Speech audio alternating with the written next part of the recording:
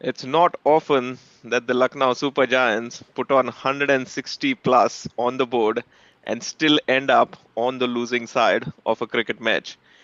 But it has happened today. And guess who's played the party poopers for the Lucknow Super Giants? We spoke about this yesterday that teams who themselves have no chance of probably qualifying for the playoffs can spoil the party for a lot of teams who are still in with a chance. Delhi Capitals doing exactly that, playing probably the most clinical game that they've played in this year's IPL to spoil the party for Lucknow. To talk about the game and everything about it, Sneakometer Podcast is with you. We're doing something new today. We are actually live. So if you've got any comments or any questions, please send them our way and we'll try and inculcate them during our show. Sarvesh, how does it feel? For two reasons.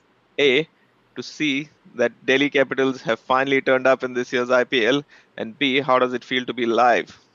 Ah, Going live feels great. I think we can take live questions. We can interact with our viewers live. So that's a good feeling. And coming back to the game, I think somebody had to do it. DC is the team then. Somebody had to end that streak. And Lucknow have been brilliant while defending 160 plus totals. And DC today have showed that everything anything can happen on that day, and past record doesn't matter. So this is a perfect example. One would have thought that one team staying at the bottom of the table and another team with a good record. So the result at halfway point people must have thought that okay, now this is going only in one direction. But DC have turned up. You rightly said, probably their best performance of the season, and I'm very happy for that management. I saw Dada in that dugout. He was very involved today, and he was looking very sharp. He was continuously talking to people. I don't know what changed today, but I saw him very involved, and he was very animated. So just feeling happy for him. He has been involved with DC for some time now, and today I think I felt that he basically deserved this result. So yeah, feeling happy for the DC fans, Dada, and everyone. Yeah, absolutely. There was a few key things that happened for them also today. None bigger than probably Kuldeep Yadav, first of all, coming back. And we'll talk more about that when we get to the DC bowling card. But for our viewers, right now on your screen, you've got the scorecards there. LSG batting first, 167 for 7 in 20 overs on that Lucknow pitch. We've seen them time and again defend totals like that with quite ease, but not to be today because DC chased it down in the 19th over. And don't let that scorecard fool you because it wasn't that close. They were always cruising along, and yeah, getting there quite comfortably, 170 for 4. Um, let's start off with that LSG batting card survey and just dig and dive into what exactly happened there. Um, lot of intent. I mean, good to see today. There was a bit of intent shown by KL Rahul. Normally when we've seen him open, he comes in, he takes his time, he kind of plays that anchor innings. But a strike rate of 177 is not the strike rate that you would associate normally with an anchor. I think even he realized that when Decock was dismissed, I think it came down to KL Rahul playing that longish knock, and Devdutt Padikkal is also not in a good nick. So I think he must have felt that somebody had to stay there, somebody had to do some counter attacking, and I think DC, to be very honest, DC haven't been playing that level of cricket. So I think he must have felt that, or he must have realized that that's an opportunity to actually uh, start scoring quickly. And I think I mean the intent that he has shown today. I mean it's a very good sign for LSG, for the Indian fans as well. But I think the pitch. It was not a typical pitch. I felt it was not the typical Lucknow pitch where 160 is enough. I felt it was slightly better, and the wickets that they lost in the earlier phase, Quinton de Kock, Devdutt Padikkal, these guys, the records against the left arm seamers, they haven't been great in the recent past, and Devdutt Padikkal is now it's safe to say that he's struggling. Uh, I mean, this was his. He has started every game. He's playing in a position where it sort of suits him, not exactly suits him, but he has been coming at the crease inside that power play where he normally likes to bat. So it's not too much has changed. He's not batting at his preferred position, but still I think you would expect a bit more from Devdutt Padikkal. And like I said, Quinton de Kock and Devdutt Padikkal's record with against the left arm seamers, it hasn't been that great. So I think again we saw that today, and after that, after those dismissals, I think it was down to that middle order to take it from there. But Marcus Stoinis and Nicholas Puran, I mean, and KL Rahul himself. I don't blame KL Rahul a lot today because he got it underage. You could say that he was bit unlucky there. But Marcus Stoinis, I don't understand. That shot. I don't know if it was needed at that time. And Nicholas Puran, I think he was. I mean, he had no answer to that delivery. He played down a completely wrong line, and Kuldeep Yadav being Kuldeep Yadav, and the kind of things that he has been doing. Again, it was a very good delivery. Nicholas Puran has been batting in top form till this match. I saw his scores before this game, 40s, 40s, 30s, 30s. He was getting good scores. He was getting the starts, but this is the first time that this season that he has been dismissed cheaply.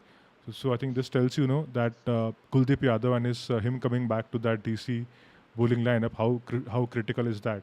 So I think Kuldeep Yadav running through that middle order and top order, those guys losing their wickets against the left arm seamers. That was the entire story. And when you lose 5 wickets, and you had to get somebody like Deepak Huda, who was not in your initial plans to get in as an impact sub, because they would have probably brought in Manimaran Siddharth. So I think that is again a backup option for them. I think they had to get him because they had no other option because they were running out of batters. That tells you the kind of hole that they were into in that middle overs phase. Yeah, I mean, there's two ways of looking at the scorecard. Is one way is saying because at the post-match presentation, KL Rahul mentioned that he felt that they were about 20 runs short Yeah, of where they should be on this pitch. But at one stage in this innings, they were 94 for 7. yeah, So, when you are 94 for 7 and you get to 167, that's a brilliant recovery. And you take that any day. If yeah, someone told you that you're going to end up with 167 for 7 when you're 94 for 7, you'd shake their hand and say, thank you very much. yeah, So I guess that middle order wherein Akshar and Kuldeep came together and bowled 8 overs between them for 46, picking up 3 wickets.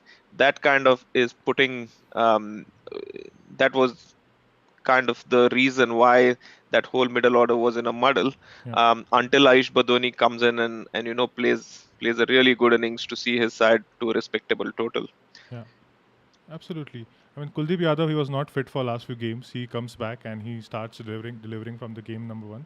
And I think those batters, those KL Rahul, Nicholas Puran, Stoinis, these guys are good players. Of spin. These guys know. And to be very honest with you, Marcus Stoinis and Kuldeep Yadav, these guys, I mean, they have played together as well. So I think this is something I felt, and not Marcus Stoinis and Kuldeep, but these guys have been playing together for some time. Nicholas Puran and Kuldeep Yadav, these guys have faced each other in the past. So I think somewhere, I think something Kuldeep Yadav did something extraordinary there, and that these guys just could not, and he just ran through that middle order. So that's his brilliance. Yeah. The other thing, if we go back to that batting card, quite interestingly, is because I remember Ayush Badoni's first game that I ever saw him play for LSG. He came down the order and he actually finished a game for them, playing a cameo. He played about 8 or 9 balls and smashed about 26, 27 runs in Yeah, one game and won them a game, burst onto the scene, as we say. But his career then kind of hasn't reach the levels that we expected of him over the last 2 years, because this is his third IPL now. Um, there is he a finisher? Is he a better batter than that? Is there a reason why he always comes in so late? Could you shed some light on Aish Badoni and how he's gone about? I think this is a good spot for him to bat. I think he's not somebody who can. We always talk about finishers, not all the finishers are not great with the great against playing that new ball. And when the ball is swinging, we sometimes feel that finishers are not that great at handling that moving ball. We have seen in the past, and he's somebody who likes to play those innovative shots. He can play shots everywhere. He can look very small. He's a very smallish figure. He's not 6 foot tall. Not got great biceps, but he can hit it, and he can play those lap shots, paddle shots, reverse flicks, and he has got all those shots in his armory. But I think batting at number six. I think that's the position that this management has identified for him, and I think it's a good strategy to keep him there. And because we have seen this that whenever he comes down the order, he has shown that. And I think whenever I mean they don't really need him in that top order, mainly because they have got players like Marcus Stoinis, Nicholas Puram, because these guys they have to bat maximum number of deliveries. So somebody has to come down. So I think that's the job that he has got, and I think he's doing a good job there. And it was his only third half century, but if you look at those half centuries, all those half centuries came at a time when his team was struggling. So again, very valuable half century. Absolutely, and I remember him in particular because he started the same time that Abhinav Manohar, another finisher, started for GT when the two new sides came in, and it's just fascinating to see how both those careers have gone over the years. Yeah, Right, back to that bowling card. There we have it. Yeah, so really was a story of the spinner strangling this innings because apart from that, Khalil, Ishant, and Mukesh Kumar all going close to 10 runs and over, which meant that the real crux of this bowling card revolved with those 8 overs for 46 for 3 between yeah, Aksar and Kuldeep. Lucknow normally assists spin, but then we've also seen that because um, um, Mayank Yadav, who didn't play this game either, it's supposed to be his home ground. But I guess, express pace is something that can work on any wicket, because once you have the speed on the ball yeah. in the air, you're not really depending on the wicket, and Lucknow will be really missing his services today. But we'll come to their bowling card in a little bit. The reply by DC. Prithvi Shaw once again getting them off to a flyer, just showing the importance of how valuable a start um, uh, is for any side for that matter. And we've always said this: if Prithvi Shaw can play 20-25 deliveries, he'll he will make sure that his side gets off to a flyer. And today was no different. And then losing David Warner early, but then we'll talk about Jake Fraser-McGurk, Rishabh Pant, and all the rest. Um, when you look at that batting card and when it comes off on the way that it is, it's a brilliant batting card, isn't it? Because they are also, in some ways, all aggressive, attacking stroke makers, right from number one to number five, six. Yeah. So Fraser Magog, playing his first game, I think we finally got to see glimpses of him, and we have been saying that if it is not working out for Mitchell Marsh, then maybe they should try Fraser Magog, and finally we get to see him. And it was not exactly. I would have preferred for him to make his debut on a wicket like Wankhede, or maybe Chinnaswamy, where things can get bit easier for you at the start. But I think this was not a very one of the easiest wickets for sure, and we all know the kind of pressure that Lucknow can put on you when they are defending. So I think it was a difficult situation when David Warner got out. So it was anybody's game. And at that time he came in and he playing those shots. It wasn't easy, and the opponents have quality spinners. They had I felt that Ravi Bishnoi bowled quite well against him. I felt his feet were not moving enough against Ravi Bishnoi, and Ravi Bishnoi, you all know, can just snip one through, and can catch you if you're not moving your feet towards the ball. I felt maybe he had a great opportunity there to get him out early, but I think he survived that initial period. And then I think once he was in, I think it was just about, because we have seen the hand-eye coordination from him. I mean, he was just standing there and delivering it, and and hitting those sixes. Five of those sixes came today, and I think that is something that we would relate a lot with McGurk, that his hand-eye coordination is brilliant. So I think it can work on most of the pitches in India.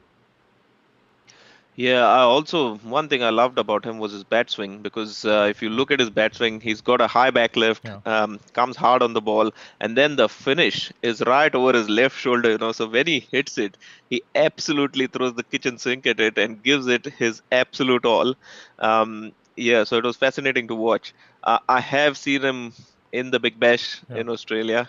And yeah, definitely talented. But I was a bit skeptical about how he'd go On on the Indian big stage of pitches. the IPL Yeah, yeah, and on Indian exactly. pitches. But yeah, I mean, it's been a fantastic start. Delhi will be really excited. Remember, Fraser McGurk only coming into the side because Harry Brook pulled out of the IPL, and Yeah, then he was bought as a replacement for Harry Brook.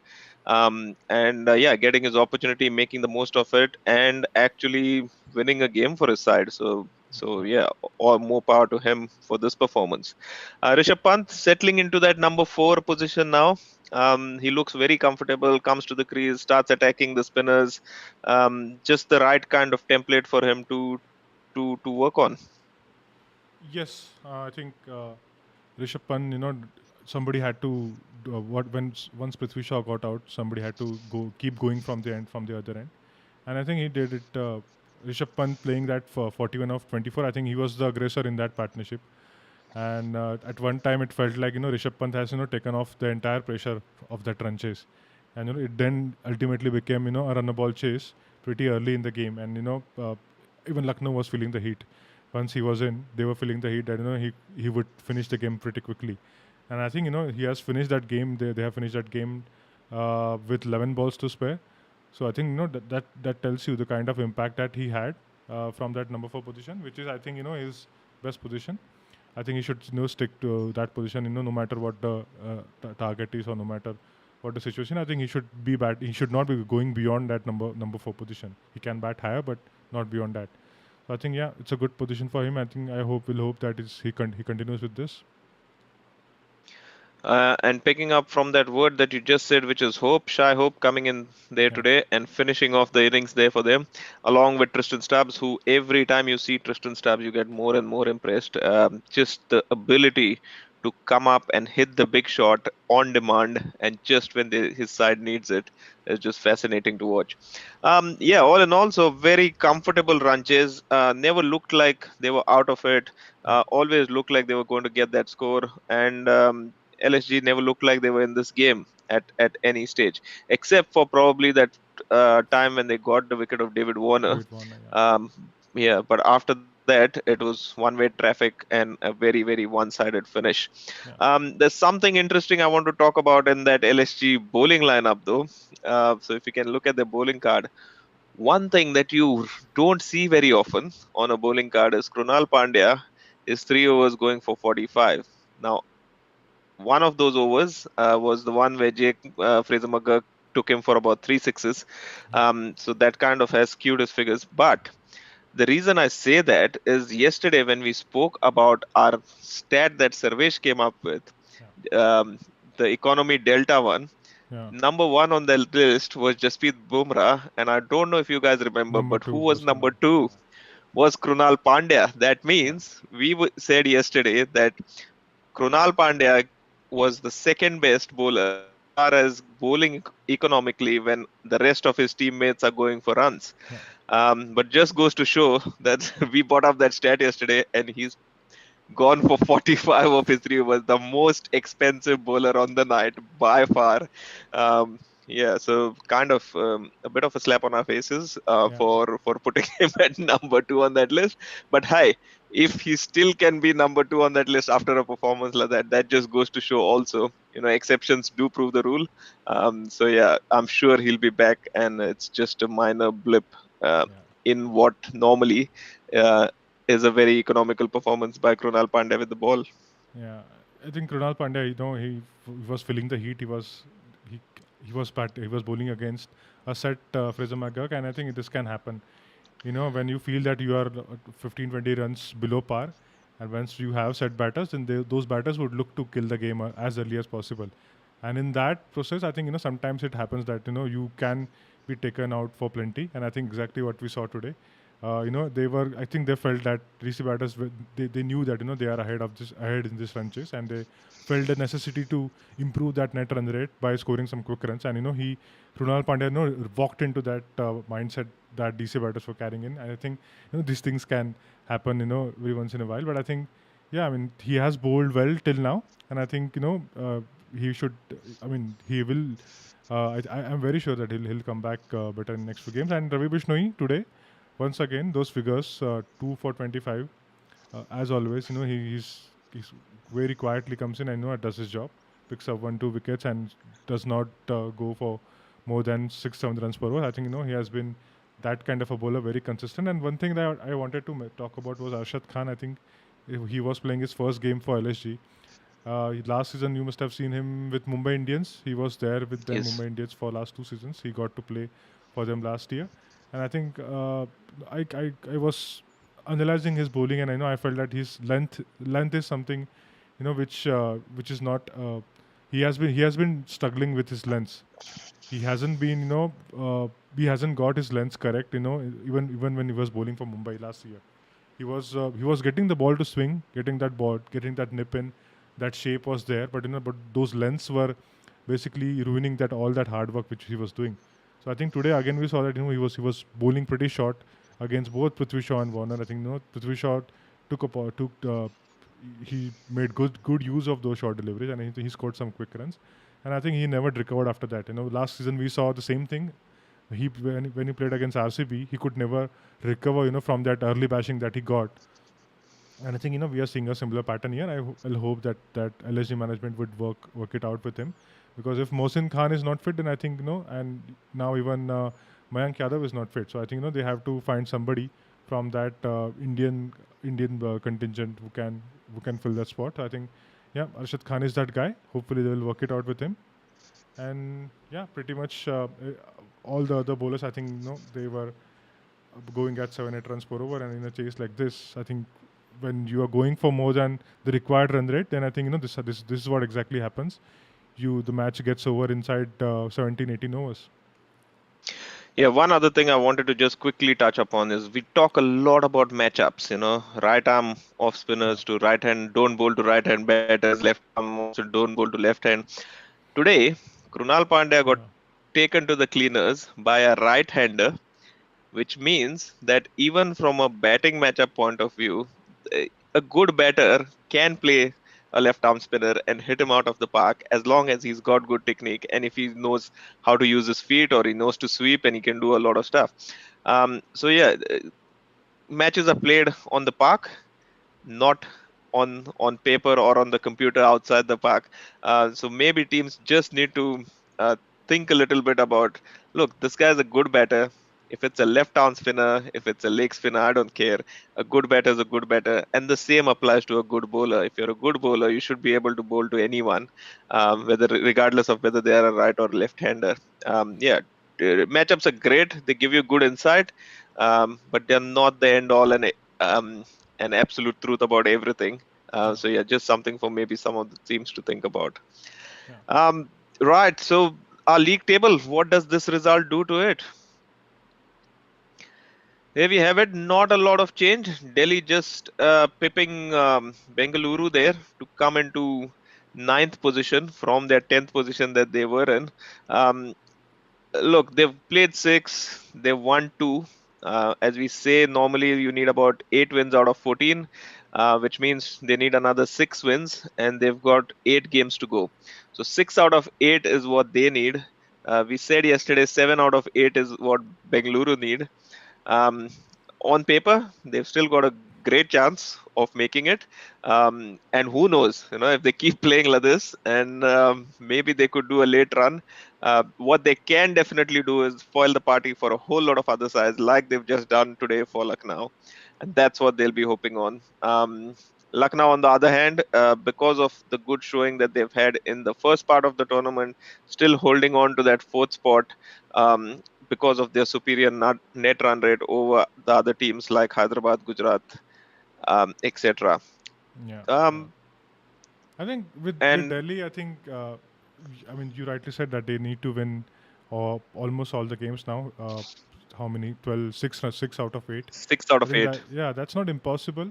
But I think even if it doesn't come off, I think they still have plenty to play for. I think because the World Cup is coming, and there are players from the DC team: Rishabh Pant, Mukesh Kumar, Kuldeep Yadav.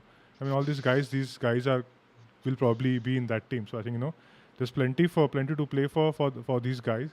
And again, next year is again a mega auction year. If not everyone is going to get retained.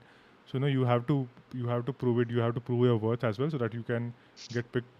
For a good amount next season. So there is a lot of motivation, even if they don't make it. I still feel it's too early to say that they won't make it, because we have seen teams making it to top four after such slow starts. So I think yeah, they can still make it. But even if they don't make it, I feel there is still plenty to play for everyone. Absolutely. When you're playing in the best and biggest franchise tournament in the world, there's always something to play for. Yeah. Right. That's the story of today. Match 26. Delhi picking up the points. Tomorrow we've got Punjab Kings taking Versus on the Rajasthan. Royals. Yeah. Yeah. And in Mullanpur, we've Yeah. just had how many games there? Two games there Two so games. far. Yeah. So not a lot of history to Yeah. go by as far as the venue is concerned. Yeah, but Sarvesh, talk us through this head-to-head and what can we look forward to tomorrow? So Mullapur is something I felt we have seen plenty of dropped catches here, and two matches have been played here, and both went till the last over. Uh, we had a we had a thriller when that SRH and PBK's game. I think it was a very good game. PBK Punjab, they almost pulled it off. Their finishers almost did it for them. So I think yeah, they are back to the same ground playing against Rajasthan Royals, who have lost their last game, and Punjab, even they have lost their last game. So when we normally see that when teams uh, lose one game, and then they meet somebody who has also lost their last game, there is bit of competition there, to avoid that back to back defeat, because nobody likes losing back to back games. So I think both teams will look to bounce back, and when it comes to head to head, there's not much to choose from. I think Punjab have won 5, RR have won 6 out of last 11. So I think it is pretty much neck to neck. Even if you look at the winning margin in terms of runs, I think it's just 8.7. That means under 10. So, and the average overs played to chase the target is around 19. So almost all the games are going till the last over. Almost all the games have been decided, by that one or two boundary margin, 8 9 runs. So I think we have seen some close games between these two teams. And again, I feel tomorrow is going to be a close one, because these teams will look to bounce back. Definitely. I mean, the Royals would want to kind of make sure that the fantastic start that they've had to this tournament is not wasted, and they Yeah. want to make sure they don't lose back to back. As far as the Punjab Kings are concerned, I think they really need to sort out their Yeah. top order batting, Yeah. Yeah. which isn't really coming to the party yet in the tournament. Yeah. They are where they are on the table thanks to the late order finishes that they have. Yeah. But yeah, they really need to sort their top order batting. So we'll Yeah. see how they go with that. Absolutely. Just the one game, is it tomorrow? That's Yeah. all? Yeah. Just one Yep. game. Yeah, and then we'll have a Super Sunday, which will have a couple of games. Yeah. We've enjoyed doing this live session today. We tried something new. This is probably what we might try going forward. Tomorrow, though, we might not do it because I'm actually in Auckland today. As you can see from my lovely Cook Islands cricket shirt, that I've come here on some official work for the Cook Islands Cricket Association. But I will be flying back to Wellington tomorrow, so we might be a bit delayed in doing our show tomorrow. But yeah, we love doing this. So if you haven't followed us already, um, please do so on Instagram, on Twitter, and no, should call it X now, and on YouTube. Please subscribe because we're trying to really increase our subscribers on YouTube. So yeah, if you like what we're doing, give us a like, give us a share, give us some comments, give us some feedback, and yeah, keep watching the Sneakometer podcast. Sarvesh, I'll leave it up to you to finish off today. Nothing much. I think great game coming up tomorrow. It's just one game, like you said, which is easier on us when there are two games. It becomes difficult, not for me, but for you. I think Yeah. that's the thing that I always found. And for the viewers, those who don't know, Rahul is uh, he's in New Zealand, like you said, and he has to wake up at what time, Rahul? 2:30 in the morning. It was 3 o'clock when before daylight savings, but now it's Now become it's 2 o'clock. 2 o'clock. Oh, 1:55 actually is when I wake up, and my day starts there, and then my day finishes at about 6:37 in the evening. So I go to bed at about 6:37, and then wake up at 2 o'clock again. So hard yeah, work, it's hard it's work. it's it's not it's not easy. Hi, Yeah, but it's what I love doing, so I'm not going yeah, to complain.